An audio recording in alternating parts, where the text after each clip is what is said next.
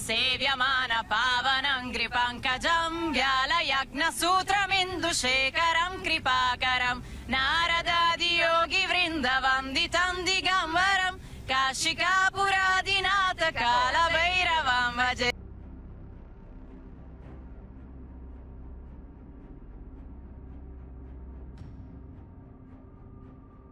40 करोड़ लोग हिस्सा लेंगे जो गंगा नदी में डुबकी लगाएंगे, स्नान करेंगे।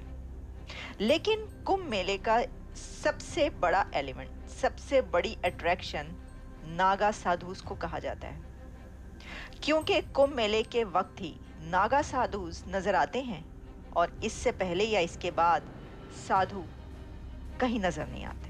महाकुंभ को देखकर पाकिस्तान एक्सपर्ट्स और मीडिया हैरान होने लगे हैं, आपस में इस बात पर चर्चा कर रहे हैं। देखते हैं रिएक्शंस। लेकिन एक फेस्टिवल्स चलते रहते हैं, वैसे तो दुनिया भर में मुख्तलिफ फेस्टिवल्स आते रहते हैं, लेकिन अगर हम देखें इस रीजन में एशिया या साउथ एशिया की हम बात करें तो बड़े बड़े ऐसे फेस्टिवल्स आते हैं जहाँ एक तो पॉपुलेशन ज़्यादा है, तो जहाँ पे करोड़ों के हिसाब से लोग उसमें पार्टिसिपेट करते हैं। कुंभ का मेला मैं आपको सही बात अगर बता दूं तो मैंने फिल्मों में जस्ट सुना है, मुझे नहीं पता। मतलब हाँ, एक फेस्टिवल है, लोग इकट्ठे हुए हैं। अभी 2-3 दिनों से मैं मुख्तलिफ जो हमारे जान पहचान के लोग हैं ट्विटर पे हम देख रहे हैं, तो वो कहीं दरिया में बोट में बैठे हुए हैं और कहीं पे बहुत लाइटिंग हुई हुई है, बड़ा एक जिसे कहते हैं माहौल बना हुआ है। मेरे लिए जो सबसे इंटरेस्टिंग चीज मैंने पढ़ी, कहते कि पता नहीं I think so 48 crore if I am not wrong में, तो कहते इतने लोगों ने 2 मंथ्स में वहां पार्टिसिपेट करना है। एक बहुत बड़ी तादाद है, अगर 130-135 करोड़ में से ऑलमोस्ट आधी आबादी इंडिया की बनती है। तो बाद औकात मतलब ऐसी चीजें भी होती, शायद आपका आना जाना या बहुत सारे लोग आना जाना ना भी हो, लेकिन हम जब उस चीज को देखते हैं, एक फेस्टिवल सा माहौल है बहुत बड़ा।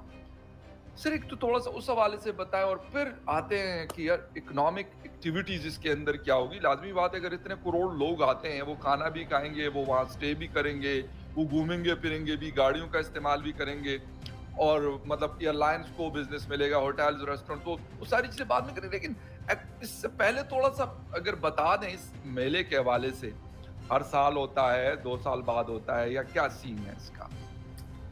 जी, ये बेसिकली एवरी 12 ईयर होता है। मतलब ये बेसिकली जो प्लैनेट्स हैं और उनकी अलाइनमेंट के ऊपर है। तो बृहस्पति, जुपिटर कहते हैं, जब ये सूरज और मून एक साथ अलाइन हो जाते हैं, तो ये चूंकि हमारे यहाँ हर वर्ष पंचांग निकलता है, तो ग्रहों की दशा मतलब डायरेक्शंस के हिसाब से वो डिसाइड होता है कि कब होली पड़ेगी, कब दीपावली पड़ेगी, या कब कौन सा जो हमारा भारतीय कैलेंडर है, जो हमारा एंशिएंट में जो भी उनकी समझ थी एस्ट्रोलॉजी की, उस समझ के हिसाब से वो पंचांग आज भी बनता है और उन्हीं तिथियों के हिसाब से इनको बनाया जाता है। तो सनातन है, जो एक जिसका ना आदि है ना अंत है, जो अनंत है, उसी को इंडिया शोकेस करने जा रहा है। वो हमारे लिए एक वे ऑफ लाइफ है, और एक तरफ सनातनी आस्था है हमारी, दूसरी तरफ हमारी सॉफ्ट पावर है ये,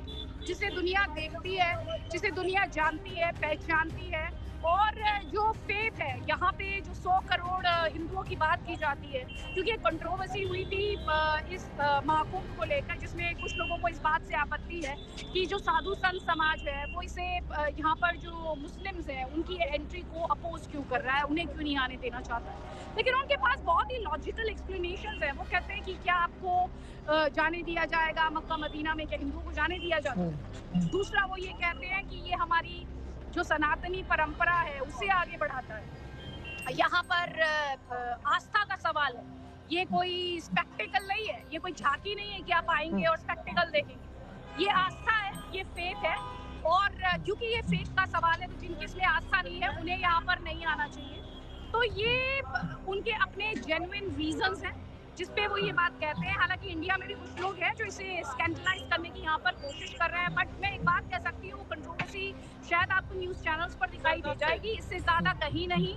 और यहाँ पर आप देखेंगे तो बहुत ही भव्य तस्वीरें आपको देखने को मिलेंगी। साधु संत अलग अलग रूप धारण किए हुए आपको दिखाई देंगे।